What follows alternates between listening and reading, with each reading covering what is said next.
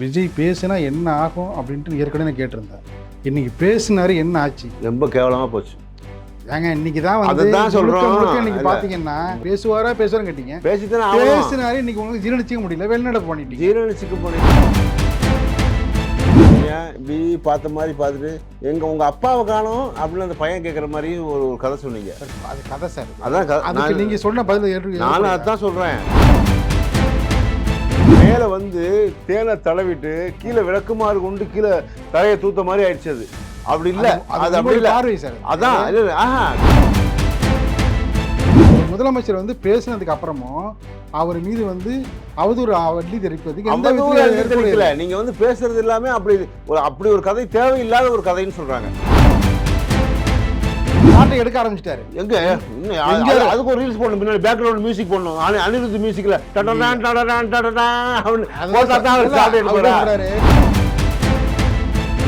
வெளில வந்துட்டாங்க. வெளியே வந்தாச்சு. அவங்க வெளில வந்துருச்சு. வந்தாச்சுன்னா கூட அவங்க வந்து ரொம்ப நாள் ஆச்சு. அதுதான் காங்கிரஸ் தான் அதிமுக வந்து என்ன நினைக்குன்னு பார்த்துட்டு இருக்கு, தேதியை பார்த்துட்டு இருக்காங்க. குடும்பத்தில் இருக்கிற எல்லாருடைய வாக்குகளும் ஆதரவு நமக்கு இருக்குன்னு சொல்லிட்டு எதிர்கட்சிக்கெல்லாம் ரொம்ப பொறாமை இருக்கு. அதையும் பதில் சொல்லிட்டாரு. இன்னைக்கு சொல்லிட்டு போறாரு. ஒரு வீட்டு நம்பிக்கை நட்சத்திரம் அவரு. நம்ப நட்சத்திரம் அப்படி சொல்லிக்கிறாரு. அப்படியே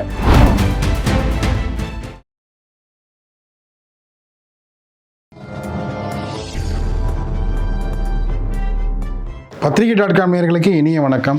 விறுவிறுப்பான அரசியல் சூழலில் நம்மோடு இணைந்திருப்பவர் அரசியல் விமர்சகர், அரசியல் ஆலோசகர் ராஜபாளையம் ராஜபாரதி அவர்கள். வணக்கம் சார். வணக்கம். விஜய் பேசுனா என்ன ஆகும் அப்படின்ட்டு ஏற்கனவே நான் கேட்டிருந்தேன்.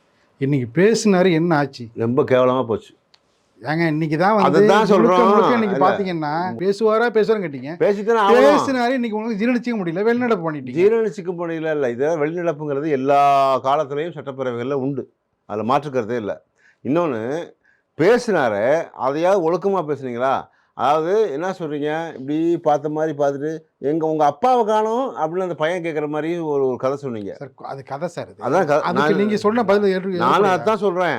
இல்லை, அப்பாவை காணோம்னா தோற்றுக்கிட்டது. அதாவது இதுக்கு ஒரு சம்பவம் வந்து எனக்கு ஞாபகம் வருது. என்னன்னா 1967 காமராஜர் தோற்கிறார் சீனிவாசன்ட்ட.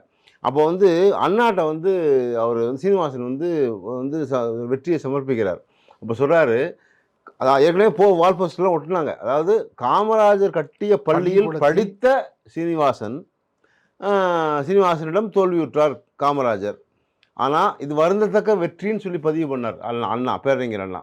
ஏன்னா காமராஜர் மாதிரி இன்னொருத்தர் வர்றதுக்கு ஒரு 100 ஆண்டுகள் ஆகுங்க, அந்த 100 ஆண்டுகள் ஆகும் அப்படி சொன்னார். அதிர்ச்சி அடைஞ்சார். ஆமாம், ஏன்னா அந்த அளவுக்கு ஒரு மாதிரியான நாகரிகமான ஒரு அரசியல் இருந்துச்சு. இன்றைக்கி வந்து என்ன சொல்லுறீங்க, நீங்கள் வந்து பேசும்போதே வந்து எங்கள் அப்பாவை காணோன்னு ஒரு பையன் தேடினார் அப்படி சொல்கிறதே வந்து ஒரு இன்விசிபிளாக நீங்கள் வந்து வேறு வகையாக வந்து ஸ்டாலின் தோத்ததை தான் சொல்கிறீங்க சார். சட்டப்பேரவையில் அதாவது வந்து கலைஞர் பேரில் கருணாநிதினு உச்சரிச்சு அப்புறம் நீ சொல்கிறாரு சாரி கேட்குறாரு சார். கருணாநிதினு சொல்லிட்டு சாரி கேட்டு கலைஞர்னு சொல்கிறாரு. யாரு? அது வந்து நாகரிகம் எவ்வளவு பெருந்தன்மை. அதான் சொல்றேன். மேல வந்து தேனை தடவிட்டு கீழே விளக்குமாறு கொண்டு கீழே தலையை தூத்த மாதிரி ஆயிடுச்சு. அது அப்படி இல்ல, அது அப்படி இல்ல. அதான் கலைஞர்னு சொல்றது அது வந்து அவர் கருணாநிதி சொல்லிட்டு சாரி சொல்லி கலைஞர் சொன்னது அவ்வளவு ஸ்கிரிப்ட்ல இருந்திருக்கும். ஸ்கிரிப்ட்ல இருந்துக்கிறதா பேசுறாரு. இதுதான் தப்பு பண்றீங்க. இல்ல தப்பு பண்ணல. முதலமைச்சர் ஒரு முதலமைச்சர் வந்து பேசினதுக்கு அப்புறமும் அவர் மீது வந்து அவதூறு வள்ளி தெரிவிப்பதுக்கு நீங்க வந்து பேசுறது எல்லாமே அப்படி ஒரு கதை தேவையில்லாத ஒரு கதைன்னு சொல்றாங்க. அதைத்தான் அவர் வந்து உதயநிதி சொல்ற. இவர் எப்படி அநாகரிகமாக பேசுகிறாரோ அதே போல அவரும் அநாகரிகமாக சொல்றாரு. நான் உதயநிதியை வந்து நான் சப்போர்ட் பண்ணல. செங்கல்பட்டு கோர்ட்ல கணவனை தேடும் மனைவின்னு சொல்றாரு. அது வந்து தப்புதான். அது தவறுன்னு நான் தவறுதான், அதை மறுக்கல. அதுக்காக ஆனா இப்படி 2 பேரும் பேசுறதே தவறுதான். அதாவது ஒரு சட்டப்பேரவையினுடைய ஒழுங்கை நடவடிக்கை வந்து இருக்கும்போது அதை வந்து ஒரு முன்னாள் முதலமைச்சர் அவர் எவ்வளோ பெரிய மனிதர், 72 வயசு 74 வயசு ஆயிடுச்சு இப்போ அவருக்கு. அப்போது நீங்கள் வந்து என்ன சொல்லணும், அதை வந்து ஒரு குட்டி கதை சொல்லி அதை வந்து கேள்விப்படுத்துகிற மாதிரி கிண்டல் பண்ணுற மாதிரி பேசக்கூடாது. அது ஒரு கதை சொல்கிறது. அப்படிங்கும்போது அதுதான் அங்கே வந்து வருத்தம் தெரிவிக்கிறது.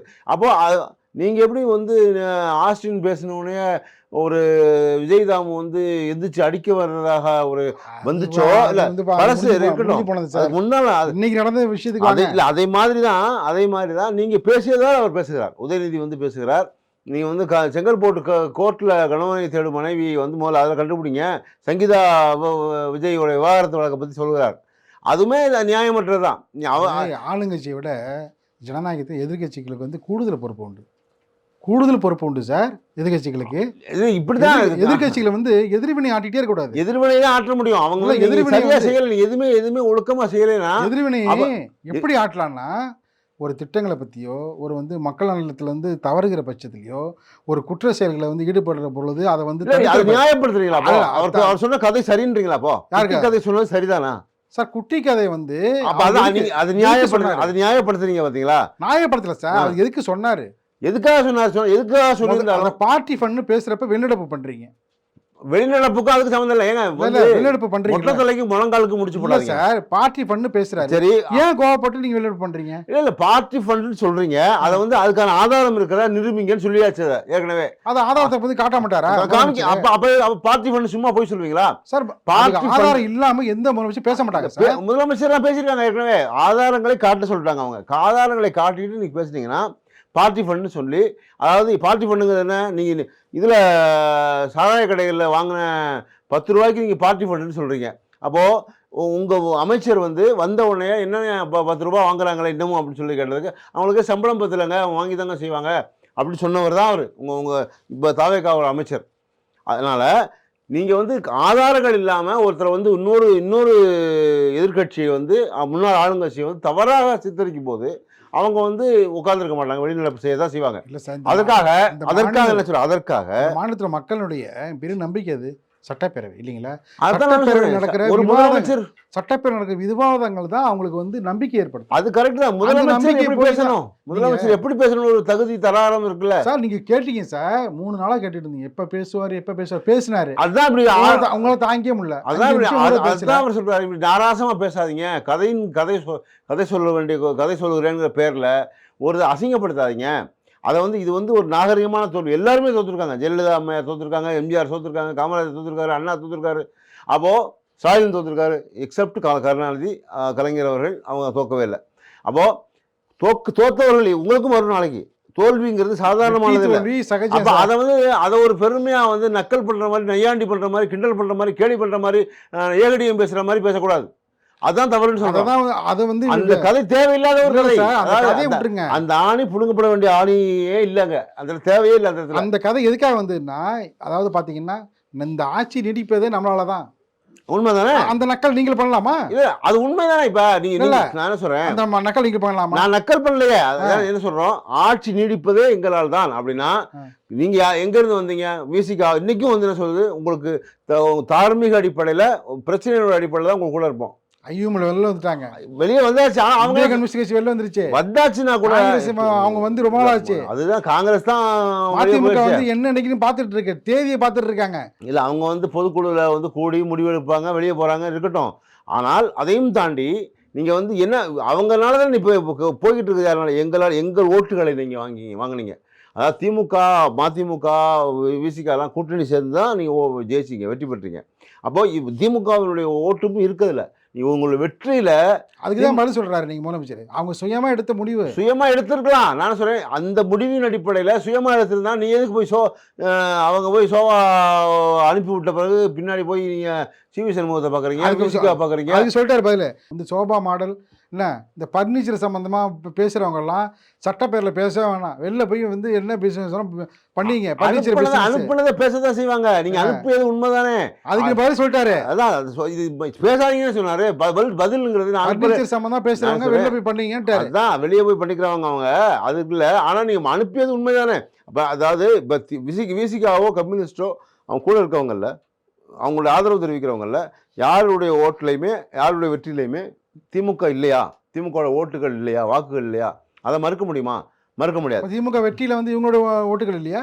இருக்கட்டும்ங்க. ரெண்டு பேரும் அதான் சொல்றேன், மறுபடியும் சொல்றேன், கூட்டணியினுடைய அடிப்படையில் தான் அவங்க வெற்றி பெற்றார்கள். கூட்டணி முடிஞ்ச பிறகு வெற்றி பெற்ற பிறகு நீங்கள் வந்து உங்கள் சுயநலத்துக்காக உங்களுடைய வாழ்வாதாரத்துக்காக நீங்க வந்து வெளியே போயிட்டீங்க. ஆனா சார் எதிர்கால லட்சியத்துக்காக சரி, என்னத்துக்காக ஒரு பேர் வச்சுக்கங்க. அது எக்ஸ்ஆர்ஒய் என்ன ஒரு பேர் வச்சா தானே, மொட்டை தலைக்கு எவ்வளோ பேர் என்ன பேர் வச்சா தானே, விக் வச்சானா கேட்டு தானே. அந்த விக்குன்னா கூட உங்களுக்கு கோவம் வரப்போகுது. ஏன்னா டோப்பாக்காரனை கூட்டு போனீங்கன்னு சொன்னால் தப்பாயிடும் அது. அதனால அது சொல்ல வரல. இந்த நாட்டினுடைய தலைமகன் அதான் தலைமகன் தான், தலையில என்ன வச்சுக்கிறவங்க பொறுத்து தான். நம்பிக்கை ஊட்டுகிற ஒரு முதல்வர் இன்னைக்கு வந்து சொல்றாரு, நம்ம ஆட்சி நீடிப்பது மக்களுடைய தயவால் அப்படி சொல்றாரு. மக்கள் நேசிக்கிற முதல்வர் பாத்துறீங்களா? நேசிக்கிற மக்களா இருந்தா அவங்க வந்து 107ல் உங்களை நிப்பாட்டிருக்க மாட்டாங்க. அப்படி நேசிக்கல உங்களை. அதாவது நீங்க வந்து ஃபுழுக்குல ஒரு மெஜாரிட்டி அவர் தானே, மெஜாரிட்டியா இருக்கலாம். ஆனா யாருடைய தயவுல வாங்குறீங்க? சட்டம் என்னதுங்கிற மாதிரி தான் இருக்கு. மாப்பிள்ள அவர் தான் மக்களுடைய தயவுல நீடிக்குதுங்கிறாரு. மக்களுடைய தயவு தான், மக்கள் தான் கொடுப்பாங்க, மக்கள் தான் ஓட்டு போடுவாங்க. அப்ப யாரும் ஓட்டு போடுவாங்க? வெளியே இருந்து பக்கத்து நாட்டில் பக்கத்து ஸ்டேட்ல இருந்து வந்து ஓட்டு போடுவாங்க. என்னால் நான் தான் அப்படின்னு நம்ம சொன்ன இந்த அரசியல் யுகத்துல மக்கள் தயவலால் மக்கள் தாங்க. மக்கள் வந்து என்ன பண்ணுவாங்க? மக்கள் என்ன பண்ணாங்க? நீங்க ஓட்டு வாக்கு வாங்கி ஜெயிச்சிட்டீங்க. 107 வந்து 107 வச்சுட்டு நீங்க ஜெயிக்க முடியாது, ஆட்சி அமைக்க முடியாது. அப்ப யாரு கூட சேர்ந்தீங்க? யாரு கூட பேசுனீங்க? அப்ப அவங்க முடிஞ்சு போச்சுல. மறுபடியும் மக்கள் தேவால் வாழ்ந்ததே வந்து இவங்களுடைய சட்டப்பேரவை பேசுறாரு சார் முதலமைச்சர். அப்படிதாங்க பேசுவாரு. என்ன செய்வாரு? பேசுவாரு. ஆனா அதை எதிர்க்கட்சிகளால் தாங்கிய முடியும்னு சொல்றாங்க. உண்மை இல்லைங்கிற, உண்மை இல்லாத ஒன்றை சட்டம் வந்து அவங்க கொடுத்துட்டாங்க. பேசிக்காவும் இந்திய கம்யூனிஸ்டும் ஐஎம்எல்லாம். அப்போ அந்த அதை வச்சுக்கிட்டு நீங்கள் வந்து ஏன் சட்டம் தான் நீங்களா கூவிக்கிட்டு கதறிக்கிட்டு இருந்தாப்புல சரியா போச்சா? அது இல்லை. நீங்கள் வந்து அதுக்கு அதை விட்டுட்டு நான் சொல்கிறேன், மக்களுக்கான தேவையான உடம்பு யாருது? அதுதான் உடம்பு நீங்கள் வச்சுக்கோங்க. உடம்பு மட்டும் வச்சு உடம்பு இருந்தாலும் சட்டம் போடலாம். அவன் மொத்தம் நிர்வாணமாக போவீங்களாப்பா? உடம்பு இருந்தாலும் சட்டம் போடலாம் சார். அதாங்க, உடம்பு இருந்தால் வெறும் நிர்வாணமாக போயிட முடியாது. சட்டம் தான் ஆள் பாதி ஆடை பாதி, அதான் முக்கியம். வெறும் ஆள் மட்டும் வச்சு ஒன்றும் பண்ண முடியாது. ஆடையும் வேண்டும். ஆள் பாதி ஆடை பாதி சொல்லுங்க. அதை சொல்லிட்டோமே. அதனால அவங்க எல்லாம் இல்லாமல் நீங்கள் இல்லை. அதனால அவங்கள வச்சு தான் ஆள்றீங்க. அது இருக்கட்டும். ஆனால் திட்டங்களை செயல்படுத்துவதற்கான அதற்கான முயற்சிகள் எடுக்காம அதை பற்றியும் பேசாம அதை நீ பேசியிருக்காரு. பேசினாரு. என்ன பேசினாரு? இன்னும் நான் வந்து 40 நாள்ல என்ன பண்ணிருக்கேங்கிறத விழாவாரியா ஒரு முதலமைச்சர் பட்டியலை போட்டு பேசிட்டாரு. எல்லாம் உங்களால ஜீரணிச்சிக்க முடியும். பட்டியல் போடுறதுக்கு தான் சொல்றேன். என்ன பட்டியல் போட்டாருன்னு சொல்றேன். அதையும், அதாவது லஞ்சம் வாங்கியவர்களை விட மாட்டோம், அவர்கள் மேல ஆக்ஷன் எடுப்போம், நாங்களும் சொல்ல மாட்டோம், சொல்லணும். அது மாதிரி ரைட்டு. அந்த விஷயத்தை அழுத்தி சொல்றாரு. மக்கள் பணத்தை வந்து தொட்டவர்கள் தப்பிக்க முடியாது. ஆமா, தண்டனை வந்து பெற்றே தீர்வு தரப்படுங்கிறாரு. கரெக்டுங்க. ஆனா நீங்க வந்து இது வந்து ஒரு வந்து சிம்பத்தி கிரியேட் பண்ணும் உங்களுக்கு. திமுகவுக்கு நான் வேணும்னே ஒரு பழிவாங்கல் நடவடிக்கை நீங்க எடுக்கிறீங்க. செந்தில் பாலாஜி மேல, KN நேரு மேல இங்க அடுத்தடுத்த டார்கெட் வச்சிருக்கீங்க. அதை நோக்கி நகர்கிறீர்கள். நீதிமன்றம் சார், நீதிமன்றம் வந்து டைரக்ஷன் கொடுக்குதே வந்து செய்யறாங்க. ரைட்டு. நீங்க ஆக்ஷன் எடுக்க போறதுனா, அதாவது நீங்க வந்து என்ன சொல்றீங்க? இப்போ ஜூலை 28 ஒரு இது ஒன்று இருக்கு, 25 நினைக்கிறேன். அது 25. ஆமாம். அதில் வந்து மின்துறையினுடைய வெள்ளை அறிக்கை விட போகிறாரு. அது வெள்ளை அறிக்கை கொடுக்குறேன்ட்டாரு நம்ம CTR நிர்மல்குமார் அமைச்சர். அப்போது அந்த மின்துறையை வந்து கொடுக்கறதுக்கு முன்னாடி அதில் இருக்க என்னென்ன திட்டங்கள்னு சொல்லணுமே தவிர, இதனால வந்து இது வரைக்கும் இந்த இங்கே பியூஷ் கோயல் போச்சு, அதனால தமிழ்நாடு முழுக்க இதாக பேசலை. அதை பற்றி யோசிக்கல அவங்க. மின்வெட்டுங்கிறத எப்படி சரி பண்ண போகிறோம் அப்படிங்கிறத பேசலை இப்போ இது வரைக்கும். சொல்லியிருக்காரு முதலமைச்சர். இன்னைக்கு என்ன சொல்கிறாரு? கொஞ்சம் அவகாசம் கொடுங்க, அது சொல்றாரு. அதான் அவகாசம். இப்படி அவகாசம் அவகாடோ ஜூஸ் குடிக்கிற மாதிரி கேட்காதீங்க. இல்ல அவகாசம் கொடுங்கன்னு கேட்கிறாரு. அதான் எப்படி மக்கள்கிட்ட கேட்கிறாரு. கெஞ்சி கூத்தாடி மக்கள்கிட்ட எல்லாம் கேட்கறாரு. சட்டப்பேரவையில் சொல்லும் போது அவங்க தான் கேட்கறாங்க, எதிர்கட்சியை வந்து பேசாம இருங்க தயவு செய்து. இன்னொன்னு சொல்றாரு, இந்த ஆட்சியில வந்து ஏதாவது குறைகள் இருந்தா எதிர்கட்சிகள் வந்து சுட்டி காட்டுங்க, நாங்க திருத்திக்கிறோம். சுட்டி காட்டினா தான் உங்களுக்கு வயிறு எரியுது. அதனால அம்மாவை காணான்னு பேசுறீங்க. இந்த சட்டமன்ற பேரை வரலாறுல எதிர்கட்சிகள் பேசுற பொழுது ஒரு முதலமைச்சர் குறுக்கிடாம 3 நாட்கள் அமைதியா தான் இருந்தார். பேச தெரியாது. இன்னைக்கு பேசிட்டாரு. வெளில போய் கதறீங்க. புரியல உங்களுக்கு? ஸ்கிரிப்ட் ஒர்க் அதை அப்படியே வச்சு பேசுறதுக்கு பேரு அதுக்கு பேர்ல. அது உடனுக்குடன் பதில் சொன்னவர்கள் முதலமைச்சர்கள் எத்தனை பேர் பார்த்திருக்கோம்? நம்ம கருணாநிதி அவர்களை, கலைஞர் பார்த்திருக்கோம், ஜெயலலிதா உடனே சீரும் சிங்க மாதிரி பேசுவாங்க. அம்மா ஜெயலலிதா போன முறை வந்து பேச தெரியல, நீங்க பேசிட்டாரு. அதான் சொல்றேன், உடனே பேச தெரியல, நாளைக்கு பேசுவாரு. நாளைக்கு பேசிட்டுங்க, நாளைக்கெல்லாம் சட்டமன்றமே இல்லை. நாளைக்கு என்ன இனி வரும் காலத்துல ரைட்டு ரைட்டு அதுதான் சொல்ல, அது ஓனா பேச சொல்லுங்க. அதாவது சட்ட ஸ்கிரிப்ட் இல்லாம தனியா பேச சொல்லுங்க. இதுக்கப்புறம் பாருங்க, அதுக்கான நாலேஜோட பேச சொல்லுங்க. நாலேஜோட பேசுறதுதான் அழகு. இதுக்கப்புறம் வந்து பாத்தீங்கன்னா சட்டப்பேரவையில வந்து இவருடைய பேச்சு இப்படி வரலாற்று ரீதியா வந்து இருக்கும். இப்படி கனவு கண்டு கொண்டே இருங்க நீங்க. ஆனா பேசுவாரு பேசுவாரு பேசு, அவர் எழுதி கொடுத்தாதான் பேசுவாருங்க. எழுதி கொடுத்தா பேச தெரியாதுங்க. ஒரு முதலமைச்சர் வந்து இவர் பேச மாட்டாரு, பேசவே தெரியாது அப்படின்னு சொல்லிட்டு இருந்தீங்க. எல்லாத்துக்கும் இன்னைக்கு முற்றுப்புள்ளி வச்சுட்டாரு. முற்றுப்புள்ளி வைக்கல, கால்புள்ளி வைக்கல, எழுதி கொடுத்ததை பேசியிருக்காரு. திரும்பி திரும்பி அதை தாண்டி வேற ஒரு கேள்வி கேட்டா பதில் சொல்றதுதா? சட்டப்பேரவையில உதயநிதி அவர்கள் பேசும்போதே அதுக்கு நீ பதில் சொல்லிருக்கலாம். எத்தனை முதலமைச்சர்கள் வந்து இதுக்கு முன்னாடி எல்லாம் எதிர்கட்சி பேசும்போது பதில் சொல்லிருக்காங்க. முதலமைச்சர் கேட்ட பார்ட்டி ஃபண்டுக்கு அவருங்க பதில் சொன்னாரு. பார்ட்டி மறுபடியும் புரியல உங்களுக்கு. உதயநிதி பேசும்போது குறுக்கிட்டு பேச முடியுமா முடியாதா? முதலமைச்சருக்கு அந்த நாலேஜ் இருக்கணும்ல. அந்த நாலேஜ் இல்ல அவருக்கு. எதிர்கட்சிகளுக்கு வந்து கூடுதல் முக்கியத்துவம் முக்கியத்துவம் இது பண்ணல ஒண்ணும். அவர் உணர்வுக்கு மதிக்கிறாரு. அதுதான் சொல்றேன். இதுதான் சப்பக்கட்டு இல்ல சார். நீ வந்து வச்சாலும் இங்க பாருங்க ஏத்துக்கிறாரா இல்லையா? முன்ன பின்ன சட்டப்பேரவை நீங்க பாத்துருக்கீங்களா இல்லையா? சட்டப்பேரவையில இதுக்கு முன்னாடி இன்னைக்கு அதுதான் சொல்றேங்க, உங்களை சொல்லலைங்க, அவரை தான் கேட்கிறேன். முன்ன பின்ன சட்டப்பேரவை பார்த்திருக்காரு அவரு உங்க முதலமைச்சர்? அதாவது எங்க முதலமைச்சர் அதாங்க நம்முடைய முதலமைச்சர். அப்ப எப்படி கேள்வி கேட்கணும்னு தெரியும்.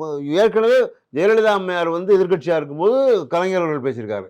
அதே மாதிரி எல்லா அமைச்சர்களுமே முதலமைச்சர்களுமே எதிர்கட்சியில வந்து குற்றம் சாட்டும் போது பேசும்போது குறுக்கிட்டு பேசுவாங்க, அதுக்கு பதில் சொல்லுவாங்க. அந்த திராணி இருந்தா நேரத்தே பேசியிருப்பாரு. அது அப்ப ஸ்கிரிப்ட் இல்ல கையில. அப்ப ஸ்கிரிப்ட் இல்லாதனாலதான் இன்னைக்கு வந்து பேசுறோம். ஒவ்வொருத்தையும் ஸ்கிரிப்ட் சொல்லாதீங்க சார். நீங்க பேச வேண்டியதானே? நீ இடையில இடைமறித்து பேச வேண்டியதானே? ஏன் பேச மாட்டேங்கிறீங்க? அப்ப தெரியலன்னு அர்த்தம். அதாவது உதயநிதி என்ன சொல்றாரு, 10 ரீல்ஸ் இதெல்லாம் என்ன பேச்சு? அதுக்கு எவ்வளவு கண்டனம் தெரியுங்களா? நான் என்ன சொல்றேன், இந்த மறுபடியும் நான் தான் உங்களுக்கு புரியுது. நான் என்ன சொல்றேன்னா, அவர் 10 ரீல் சொல்றாருல, நான் ரீல் இல்லைங்க, நான் ரியல்னு சொல்ல வேண்டியதானே? அப்ப எங்க வச்சிருந்தீங்க? இருந்தாங்க சொல்லலாம்.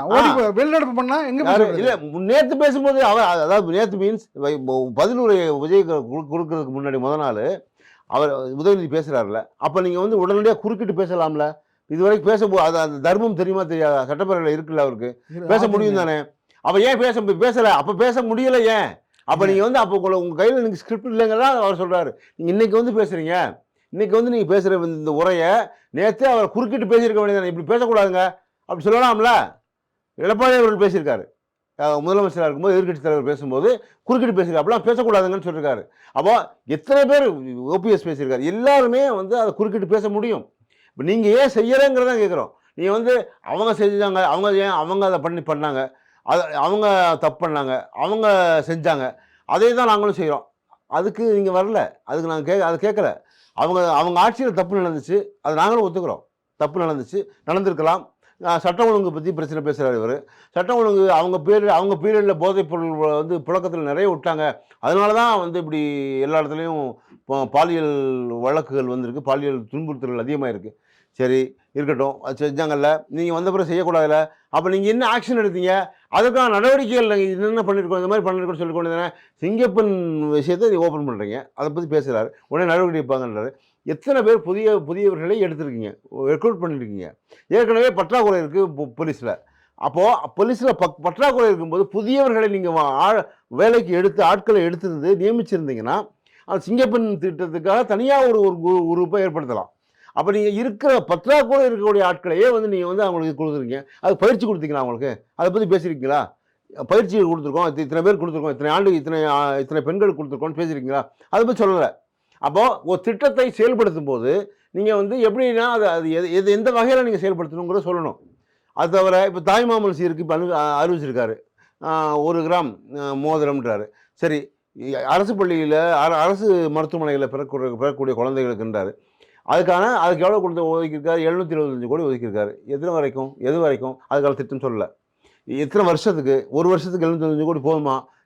எத்தனை அரசு மருத்துவமனைகள் இருக்குது? அப்படி லிஸ்ட் பண்ணணும். அதில் சொல்லும்போது இத்தனை அரசு மருத்துவமனைகள் மொத்தமாக இருக்குது தமிழ்நாட்டில். சொல்கிறேன் முடியும். இல்லை, ஒரு திட்டத்தை அறிவிக்கும் போதே என்ன சொல்கிறேன், அவர் எப்படி இதுக்கு முன்னாடி எப்படி கொடுத்தாங்கன்னா, அம்மா ஜெயலலிதா ஆட்சியில், கலைஞர் ஆட்சியில் எல்லாம் சொன்னாங்கன்னா, தமிழகத்தில் இத்தனை 10,000 மருத்துவமனைகள் இருக்குது குறைந்தபட்சம். ஒரு பேச்சு ஒரு அப்ராக்சிமேட்டாக சொல்கிறேன். ஒரு 10,000 மருத்துவமனைகள் இருக்குது. 10,000 மருத்துவமனைகள் இதுக்கு முன்னாடி இருந்த கணக்குப்படி ஒரு வருடத்திற்கு இத்தனை குழந்தைகள் பிறக்கிறார்கள். அப்போ இவங்களுக்கு இத்தனை கிராம் மோதிரம் தேவைப்படுகிறது. அதனால இதுக்கு வந்து இவ்வளோ ஒதுக்கியிருக்கோம் அப்படி சொல்லணும். அதை விட்டு தாய்மாமன் சீருக்கு நான் அறிவிச்சிடுறோம் அப்படின்னா அப்படியே இல்லை. ஒரு பொத்தாம் பொதுவாக வாயில் வந்தது மாதிரி மேம்போக்காக ஒரு திட்டங்களை செயல்படுத்த முடியாது. அதுக்கான பட்ஜெட்டரி கண்ட்ரோல் என்ன, அதுக்கு எப்படி செயல்படுத்த போகிறோம்? அப்போது நான் அறிவிச்சிட்டேங்கிறது இல்லை. இப்போ நீங்கள் அறிவிச்சது எல்லாமே அப்படி தான் இருக்குது, அறகுறையாக இருக்குது. அதான் இப்போ சிக்கலை. அது அரைகுறை பார்வையோட பார்த்தா அப்படி தான் தெரியும். அது நெல் அறகுறை பார்வையோடங்கிறது தான் விளக்கம் சொல்லிட்டேன் நான். இப்போ 500 யூனிட் நீங்கள் அது ஏற்கனவே பேசிட்டோம்னா கூட 500 யூனிட் கீழே இருக்கவங்களை தான் சொன்னீங்க. அப்போ ஒரு வார்த்தை நீங்கள் பேசும்போது சொல்லும்போது என்ன சொன்னீங்க? எல்லாருக்கும் சொன்னீங்க. ஆனால் இப்போ அப்படி இல்லை, 200 யூனிட் தான் மின்சாரம். விவசாயிகளுக்கு 50,000 அறிவிச்சிங்க. இப்போ அவங்க போராட்டத்தை பண்ண பிறகு 70,000 ஆக்கிருக்கீங்க. ஆனால் இன்னமும் 35 கோடி ரூபா ஒதுக்கி சார் ஒதுக்கிதாங்க. நான் சொல்றேன், சிறப்பு தொகுப்பு அறிவிச்சிருக்காரு. சௌமியா அன்புமணி அவர்கள் பேசும்போது சட்டப்பேரவையில் சொல்றாங்க, அதாவது நீங்க ஒரு வருஷத்துக்கு தான் நீங்க குறைச்சிருக்கீங்க. அவங்க வந்து 2-3 ஆண்டுகளாக அவங்க வந்து கடனில் இருக்காங்க. நீங்கள் மொத்தத்தை நீங்கள் வைவு பண்ணணும். மொத்தத்தை நீங்கள் நீக்கினா தான் அவங்களுக்கு அந்த அறிவிச்சா தான் அவங்க வந்து வெளியே வர முடியும், எந்திரிச்சு வெளியே வர முடியும். விவசாயிகள் அவங்க வந்து ரொம்ப கொடுமையில் ரொம்ப மோசமான நிலைமையில் பாதிக்கப்பட்டிருக்காங்க. அதை முதல்ல புரிஞ்சு நீங்கள் செய்யுங்கன்னு சொல்கிறாங்க சௌமியா. சட்டப்பேரவை தான் பேசுகிறாங்க. அப்போ அதெல்லாம் வந்து அரசு வந்து கவனத்தோட தான் கவனத்தோடனா அப்போ நீங்க 75,000 தெரிவிக்கலையா, பரிசீலிக்கிறாங்க சார். பரிசீலிக்கல. அப்போ நீங்க எதிர்கட்சி பேசுறப்ப வந்து கவனமா குறிப்பெடுத்துக்கிறாரு முதலமைச்சர்.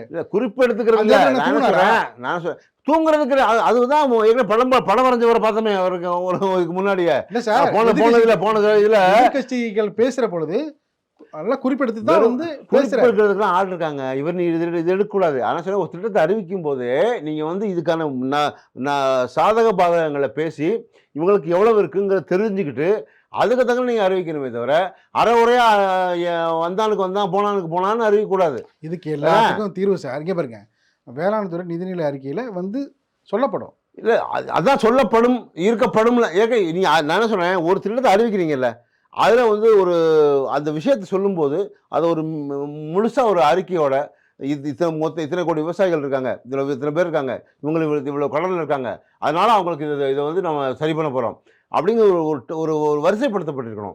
அப்படி சொல்லவே இல்லை. சில திட்டங்கள் யானை வரும் பின்னே மணி ஓசை வரும் முன்னே அப்படி சில விஷயம் வந்து இங்கே பாருங்க சர்ப்ரைஸாக தான் பண்ண முடியும். சர்ப்ரைஸாக பண்ணீங்கன்னா அப்போ வந்து கேவலமாக பண்ணக்கூடாது. அதான் சொல்கிறேன். அவங்க என்ன சொல்கிறேன், இன்ப அதிர்ச்சி கொடுப்பாரு. என்ன பாருங்க, ஏங்க இன்ப அதிர்ச்சினா 50,000க்கு வந்து போராட்டம் பண்ணதாங்க 70,000 ஆக்குறீங்க.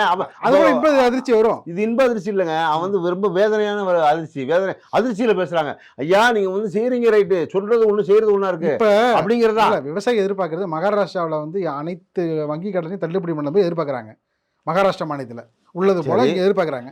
அதே போல அறிவிப்பு விரைவில் வரும். அதான் விரைவில்ங்கிறதுலாம் வந்து நடப்புக்கு ஒத்த போகிற மாதிரி பேசணுங்க. நான் சொல்கிறேன், விரைவில் ஒரு திட்டத்தை செயல்படுத்துறதுக்கு முன்னாடி அதற்கான சாதக பாதகங்களை அழகாக அதை திட்டமிட்டு அதை வந்து யோசித்து அதுக்கடுத்து நீங்கள் செயல்படுத்துங்க சொல்லுங்க.